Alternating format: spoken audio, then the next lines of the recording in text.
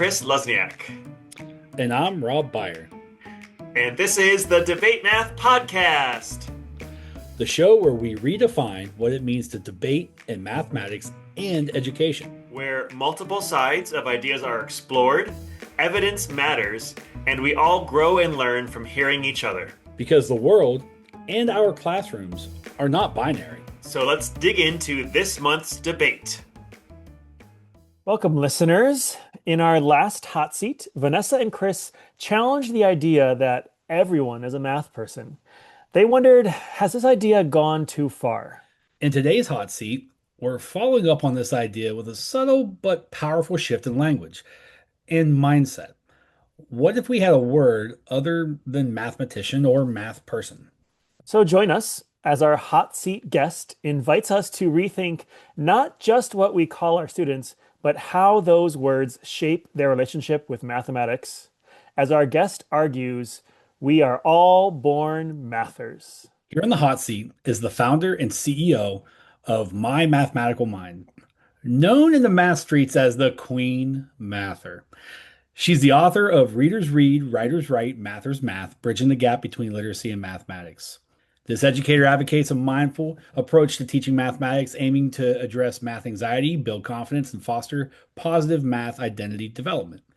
She has dedicated her career in doctoral studies to supporting educators with innovative teaching strategies that encourage students to be curious problem solvers and see themselves as assets to the learning community. She's also a puppy mom to a poodle and a multi-poo. She's getting back into crochet and she thinks that beaches are the best.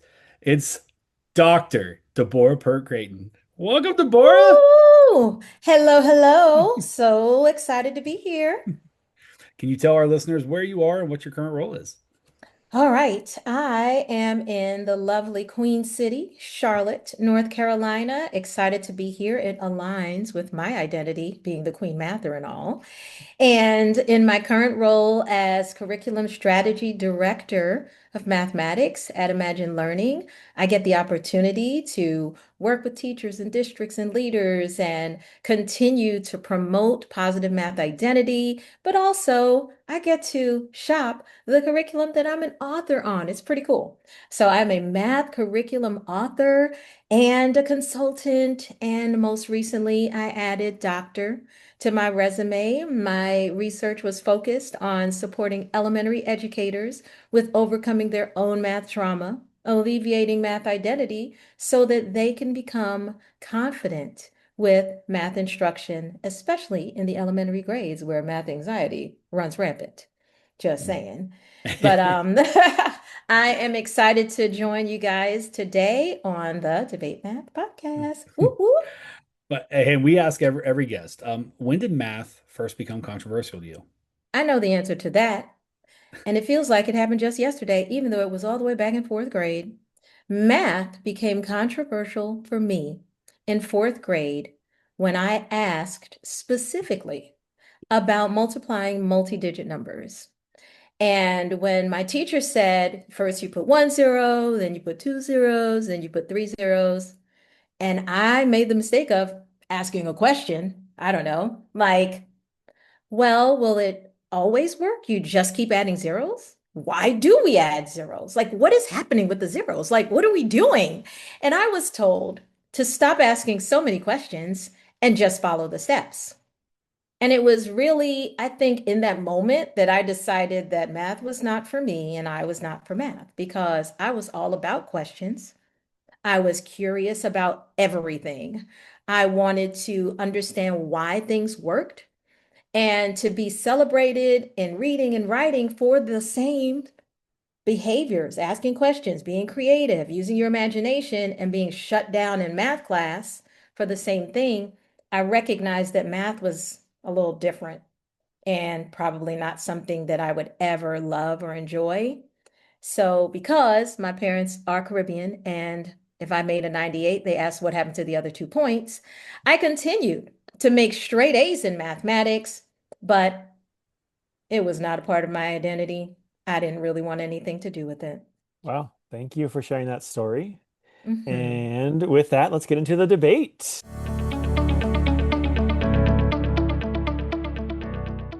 We begin with an opening statement from our speaker.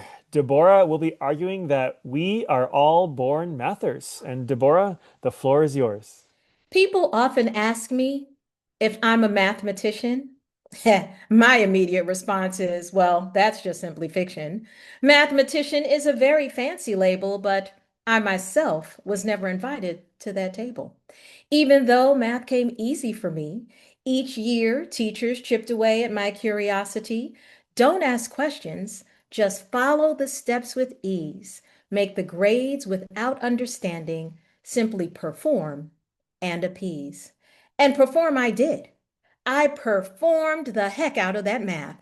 I scored perfect scores on math tests. I did all the right things to make A's in math class. But you know what I had no desire to do? Become a mathematician. Like, who wants to do that? A mathematician? That's so boring. I don't really like math. I don't really accept math as a part of my identity. And I rejected it for a very long time. Why do I share this? Because I thought that I could opt out of mathematics. So that brings me to my point that if someone said, "Are you a reader?" whether you like it or not, you'd have to say, "Well, yeah, I can't read, so I guess that makes me a reader." And if someone asked you if you were a writer, they don't mean, "Are you writing novels?" They just mean, "Can you string together some words to make sentences? Maybe can you write a 3 paragraph or 5 paragraph essay?" Then I'm a writer. But then it was very interesting that when it came to mathematics, you were either a math person or not. So, let me think about this. Someone had to teach me how to read. Someone had to teach me how to write. But I came here recognizing patterns. I understood the difference between quantities and proved it when I had a choice and I could choose two or five of my favorite snack. You know what I chose. The other reason why I decided we needed another way to talk about mathematics being a part of our identity is because I have a definition that I pulled up of a mathematician. Check it out. A mathematician is a professional who uses high level mathematics, formulas, and data to solve complex problems, develop models, and analyze patterns. They work in fields like engineering, finance, and technology. So I don't do any of those things. But the irony is, mathematics is actually in my job title. And as I said earlier, I am a math curriculum author. So my problem was people calling me a mathematician made them believe I could tutor their niece who was struggling with college mathematics. Not true. So how do we embrace math as a part of our identity without becoming a mathematician or using that term to describe ourselves? We could be readers, writers, and mathers. And babies recognize the difference between quantities, and there's research to prove it. So I'm thinking we're all born mathers. So why not use the term, which simply means using math to make sense of the world? Isn't that everyone? Aren't we all readers, writers, and mathers? Beautiful. Thank you. A nice, strong, poetic opening. And I want to get in your questioning round now. So my first question for you, so you want us to move away from mathematician and say mathers, right? We do Yeah. math, so we're mathers. Um, and you've been doing this for a while, so how do students respond to it? Does it sound like weird to them? Do they like it? So, the first example I will give is a friend and colleague, a bestie and colleague, Adrian Paul, was still teaching when I introduced the term for the first time. She was teaching at an all boys school in DC, and she was teaching pre algebra. And when I told her all about it, she said, "I'll do it." And I said, "I'll do what?" Because I didn't ask her to do anything. She said, "I'll start using it." And I said, "Okay, well, tell me how it goes." She went back to school and she just started saying, "Yeah, so our mathers." And then when the mathers and one of the students actually said, "Mather, why do you keep saying that? What is a mather?" And she said, like player, singer, dancer, mather. You're using math to make sense of the world. And the student, the seventh grade young man said, "Oh, that makes sense." And that's been in my experience that many students don't think anything of it. We tell them what we call things all the time. So especially in the younger grades, if we say, "Where are all my mathers?" They just respond. We do the same thing. "Where are all my readers?" Whether they can read words or not, they're like, "Here I am." "Where are all my writers?" They're just scribbling, but "Here I am." And then we're all the kids who kind of don't hate math. Like, we need a word so that we can continue to invite them to embrace mathematics as a part of their identity. Mathematician is a lot of pressure. To be 7 and to be called a mathematician, I get it. You want to call them what you want them to be. But guess what? My mom called me a pediatrician. I did not like the smell of formaldehyde. I did not want to cut the frog and the pig. So she called me that almost my entire life because she wanted a doctor in the family. Shout out, mom, you got a doctor, just not that kind. And it didn't make me want to be that anymore. And I actually think the opposite can happen, that if you are imposing mathematician prematurely, that you might really start to feel insecure when you're failing or when it's hard. It's like, oh, maybe I'm not worthy. Maybe I'm just not a math person. Maybe my brain just doesn't, work with math. And then you also think about the negative stereotypes. Who wants to be the guy with the wily curled hair and the big glasses? And it's like, oh, all mathematicians are dot, dot, dot. So I might reject it because I'm trying to be cool. But the most important thing is you get to choose to be a mathematician and put in the hard work to become that career.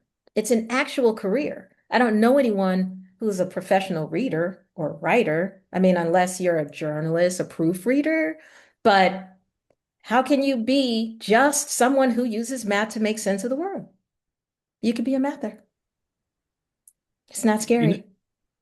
well, I want to go back a little bit, just like a handful of sentences, because you were talking about the negative stereotypes, and I think about like, growing up and how somebody who was good at math, quote unquote, good at math, how they were portrayed in like TV shows and Mm-hmm. movies, and Yep. they looked a certain way, they acted a certain way, and people Mm-hmm. treated them a certain way. So this terminology of like that we're all born mathers, like how does that shift like the social aspect within a classroom? Ooh. Oh, that's a good one because I think again, if you're in a room with students, and I did this a couple summers ago out in Sacramento with students, and I asked them to step forward if it was a true statement, and then step back and then step forward. So I say, "I can read." Well, they all stepped forward, thank goodness, because they were going to fourth grade. And then "I love reading." Okay. But we're all readers. Okay. So whether we loved it or not, we are readers. And did the same thing with writers and the same thing with mathers. And they learn chants and affirmations and everything. So now we're leveling the playing field. That even when I make a mistake, I'm still a mather. Like, you can't take that away from me. I was born a mather, and I am not going to stop being a mather because I got an F on a math test. But if we continue to present mathematics as something that only the smartest, fastest, those are the ones who are the real math people, once I stop meeting that standard, then I opt out.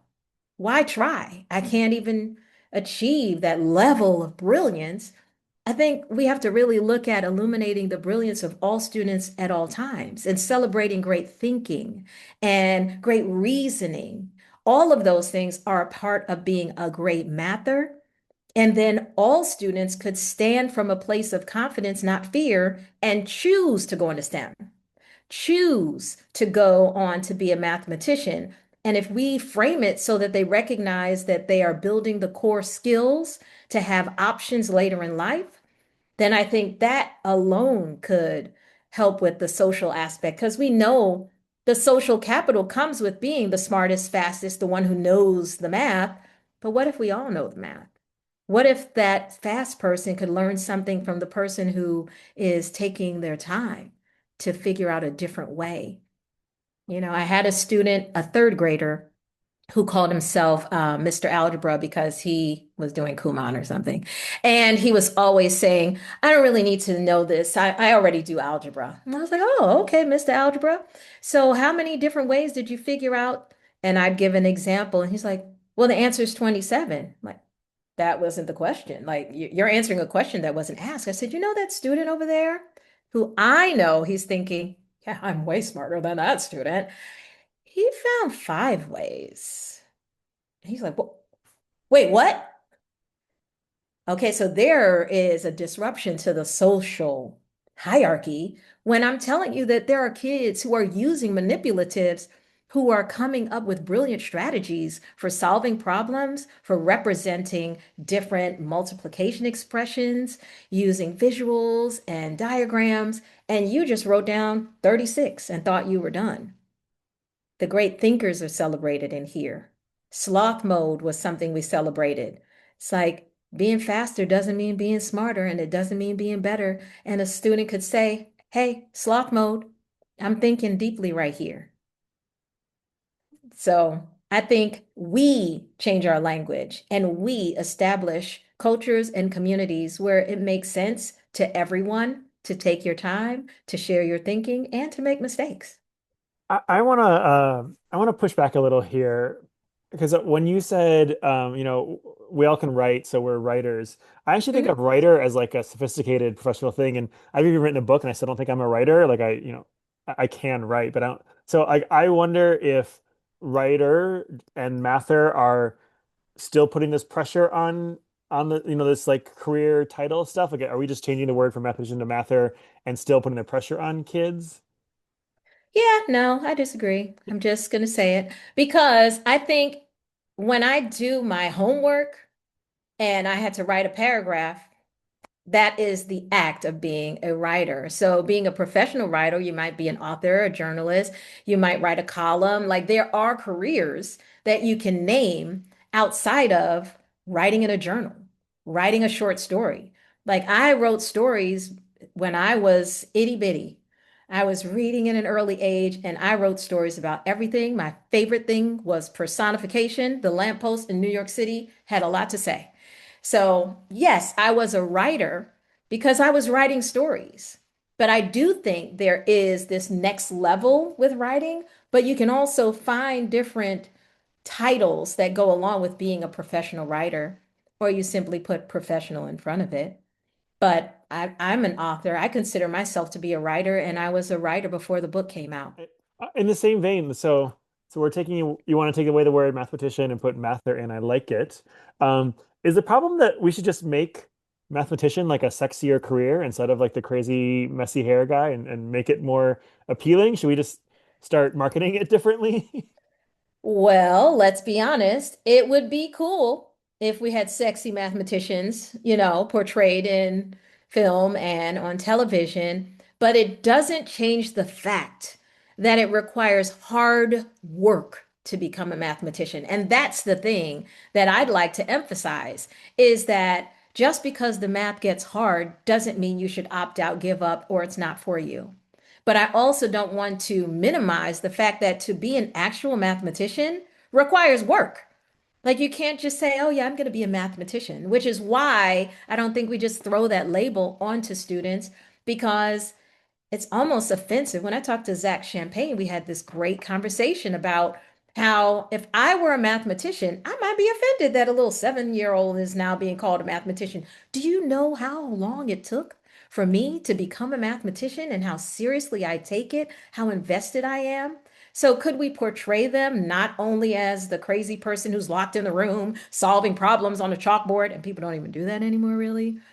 But yeah, they could use some rebranding, some fresh marketing spins. But I don't think you take away the fact that it's hard. It's hard work.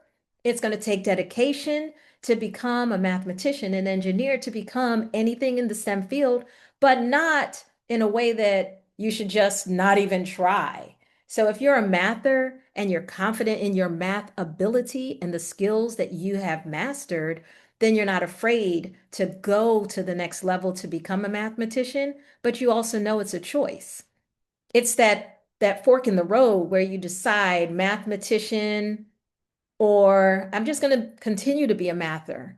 But a mathematician is also a mather.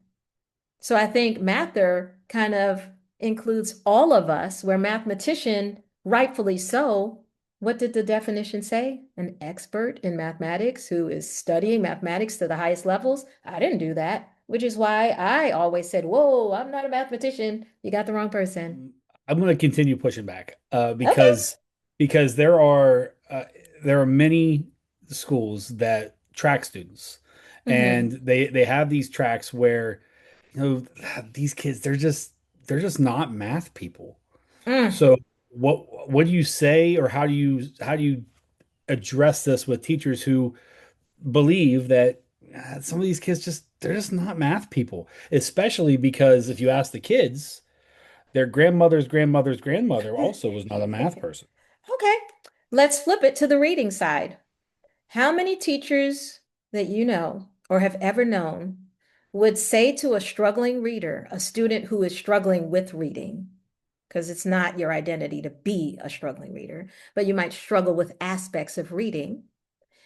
Well, your mom couldn't really read that well either. You should probably just quit now. Reading's just not for you. You should just give up. Anyone? Can you think of any teacher who would like to keep their job who would say that to students? Not that there aren't some who do, but I think it's the same thing on the math side, that teachers who believe that in their hearts, again, my doctoral study was all about dealing with the teachers who have not healed from their own math trauma, who have not alleviated their own math anxiety, and who possibly have a negative math identity that they are now projecting onto students. Because there was a study, ooh, ooh, ooh, I can't think of the name, but before this airs, I'll give it to you. And it was a study that talked about how all students, male and female, like there are no gender differences between levels of math anxiety and intellectual capacity around learning mathematics. And starting around age 7, girls start to embrace the idea that boys are just better at math. And when people say things like, girls can be good at math too, you're implicitly saying that boys are good at math. And if girls work really, really hard, they can be too. So we slowly strip away the math confidence, the curiosity, not the math ability, but we know the self-fulfilling prophecy. You believe it enough, you don't try as hard because you know you're not supposed to be able to do it. And there was fake science that said girls' and women's brains are too delicate to learn mathematics. What kind of craziness is that? But it used to be something that everyone believed. So it's not about the language in this case as much as it is about the mindsets and beliefs of the adults speaking over those children and actually creating gender gaps, creating gaps in ability in mathematics. We create it. We, the system, we, the people, we, the non believing parents and teachers who are saying, you're just not a math person, give up. Would you say it about reading? Words, you don't do them. So just stop now. You're 8. You're just, reading is not for you. Okay, so I hear what you're saying, and I'm wondering if teachers can unintentionally Mhm. undermine this message. And I'm thinking of things like specifically the way that we grade, our grading practices, or even like the pressures of pacing guides. Like, Mm. could either of those unintentionally undermine? We're not like these are the people that their hearts are in the good place, like they Mhm. believe every kid can succeed, but somehow we're undermining through the message. How does that look, and what can we how can we fix that? Well, I think when I think about mather, the main thing that I emphasize is that it's not just happening in the classroom. So to me, that's the first thing. Grading, it's a thing, it's not going anywhere. And I think that is something that needs to be addressed. But I think the bigger issue is limiting mathematics to the math block. And what are the ways in which we continue to speak about mathematics and kids being mathers in the cafeteria, or when they're out on the playground, or when they're in study hall, not working on math assignments. So there's that issue that we need to consider, that mathers are mathing all the time and helping kids see that you are mathing when you're telling time, when you're planning to go to the party and you're telling your parents, well, we have to leave now because if we're going to be on time, like all of those things are mathing. That there is mathematics in art, that there is math in music. Oh, you want to be a rock star, but you think you can avoid math. That's not true. Ask Vanessa Vicaria. You can't do it. Math is a part of everything that you want to be when you grow up. You don't opt out of math and then say, I'll just go into construction, because that's not a mathy thing. Absolutely is a mathy thing. So it's, to me, it's not just about the grading that can make a student believe they're not good at math. I think that the emphasis needs to be on, just like reading, you read for pleasure and you read for grades. You read to get information and you have to read for the state exams. That there are two spaces for mathematics as well: classroom math, testing math, grading math, and math for life. So if we keep those things going, then I would hope that students who make an F on a math test don't give up on math forever, especially because math is taught. Yes, we build on it and concepts build and grow on one another, but a test is an isolated moment of demonstrating your knowledge on that specific thing. And it does not rule out your math future or your future career or the trajectory of your life because you didn't grasp a specific concept. But the messaging for teachers and for the adults and the leaders around grades, that to me applies to all subjects, not just mathematics. I think the difference is mathematics gets limited to the space of classroom math and grading, and kids are not experiencing it in all spaces. Because if I didn't do well on the state reading assessment, it doesn't mean I throw away all my books if I love reading. Last question from me, because you just mentioned our all of us, we have this good friend Vanessa. Um, can't wait till this comes out and we all get the text. Um, or the voice note. Um, how does this idea of one being a mather Mhm. combat math anxiety within the classroom? Okay. Well, math anxiety, first of all, is super complex, and it is, it is an emotional response to the act of doing mathematical things. And I'd like you to think about it in three different buckets. If I'm an adult who is a teacher, I might have math anxiety or experience math anxiety when I'm learning math for myself. I might experience math anxiety when I am doing math tasks or anything that requires math in my life. I might have math anxiety when it's time to teach mathematics because I can do it, but I don't understand how to actually get someone else to understand it.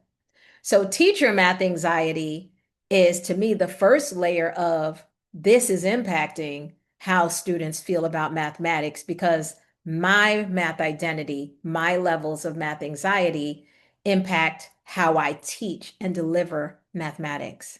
I think that math anxiety can have a great impact in a negative way on students' learning and their success with mathematics. And it's because if I am a teacher who is insecure in my math knowledge and my background, and I see a student using some new creative strategy and they're getting the right answer over and over again, but I don't understand it, I might say, whoa, whoa, I don't know what you're doing there, but stop it. But it makes sense to me and I got the right answer. That's not what it says in the teacher's guide. So I need you to never do that again. So now I'm disrupting sense making for a student who is thinking about mathematics in a new way, in a different way, and most importantly, in a way that made sense to them. So as a teacher, my anxiety, my math anxiety can impact my ability to teach students well, not because I don't want to, but because I unintentionally might disrupt sense making when I don't know the right question to ask to move their thinking along, or when I don't know what to do with the student who keeps coming up with all these strategies and, oh, what do? I don't want to discourage them, but I don't know if it's right. what are the things that we can help teachers and leaders? Because there are many leaders who do walkthroughs, and in their mind, they're thinking, this math thing is not for me, but I'm going to stand here and act like it is. And then I'm going to hire someone to go do the math support thing because math's not my jam. But then you have students who are experiencing math anxiety. What do we do there? So we need teachers to heal and have their own support so that they can step in and support a student who is anxious. The first thing that you can do is build everyone's comfort and create a community and a space where it is okay to ask questions, where it is okay to fail and try again, to make mistakes, not just on a poster, but to walk it out, to be the teacher who says, like I used to my students, is this a mistake on the board and you just left me out here looking crazy? Did anyone see that I made a mistake? And they're like, well, I didn't want to say any. Well, you better if you care anything about me. I want to learn from you too. So to be vulnerable and say we're in this together and not be embarrassed and not believe I'm supposed to be the keeper of all the knowledge with all the answers. I told my students all the time, I have no idea. What do you think? Oh, can I borrow that strategy? Can you explain it again, but a little slower this time? Can you help me understand what is going on in that beautiful brain of yours? And do you know what? I didn't have to tell my students to show their work because they understood that showing their work was to help someone else understand what was happening in the beautiful brain of theirs. So again, it's about our mindsets, our beliefs, and the culture that we establish in our classrooms and in our school buildings so that students feel that they can be brave enough. I had students come up after showing all the strategies. Come up here and tap the one that resonates with you, that makes sense to you. And when students said, I did it this way, I'm like, oh, I don't really understand that. I would tell them, if you don't understand it, just etch and sketch it out of your head. That just means it's not the strategy for you today. So making connections across mathematical ideas and with one another, building that community of mathers and establishing norms that it's okay and feels safe to make mistakes, to share unfinished thinking and partial conceptions and not feel attacked or embarrassed. That's the solution to me. Build up our comfort. Beautiful. And I think on that note, we'll conclude our questioning round. Hi, listeners. Before we get into final arguments, we want to pause and have you ponder for a moment. What did the guest just say? And what stood out for you? Whatever is on your mind, we want to hear it. Did you know you could text us your thoughts? Just head to the show notes for this episode and look for the Text Us link. We'd love to hear what you have to say. And with that, let's hear our closing statements. We will now end by giving Deborah a few minutes to make her final arguments to you. Deborah, take it away. Okay. If we want to see a shift in the landscape of mathematics, if we want to encourage more students to consider going into the STEM field, then we need to consider that we want all students to embrace mathematics as a part of their identity. We want them to believe that they can be readers, writers, and mathers. And as I told my students every year, it is not my job to make you fall in love with mathematics, but it is my job to help you feel comfortable with novel problems, to be confident when you face math problems that may be challenging, because you absolutely 100% are born mathers. You can't get away with it. You use math every day in everything you do. Name what it is you want to be when you grow up, and I can tell you how you're going to need to use mathematics. So, with that, I would say if readers read and writers write, it only makes sense that mathers math. Ask any toddler if they'd rather have 2 or 5 of their favorite snack, and you've got your answer. We are born mathers. Wonderful. Thank you, Deborah. Good job. And that concludes this hot seat debate. And thanks to those who are listening, and we hope you enjoy and learn from this. We encourage you to take a moment, ponder the arguments that Deborah shared today, and share with your friends and consider what resonated with you. And I also encourage you to start calling some kids mathers. Be sure to follow us and share your thoughts on this debate on Blue Sky at Debate Math. So as we wrap this up, Deborah, where can listeners find you, learn more about you, contact you? All right. So if you're looking for me anywhere on social media, Mathers Gonna Math. That's mathersgonnamath.com. That is at Mathers Gonna Math. You can find me on LinkedIn, Instagram. I am on Blue Sky. I just need to get back in there every now and then and check it out. And most recently, my team has launched us on TikTok. So Mathers Gonna Math everywhere on social media. You can find me. Wonderful, thank you. Want to learn more about incorporating debate activities into your math classroom? Go to luzniak.com/podcast to sign up for my mailing list, learn more about debate math, and connect with resources you could use in your classroom today. That's luzniak.com/podcast. Feel free to reach out to us with comments and questions on debatemath.com or follow us on social media at debatemath or at debatemathpod on Twitter. And don't forget that you can text us with your thoughts on any of the debates too. You can also rate and review us on Apple Podcasts. Or wherever you listen to this podcast. Your feedback is super important to us. Well, that's all from us. Looking forward to debating with you next episode. Until next time, cheers.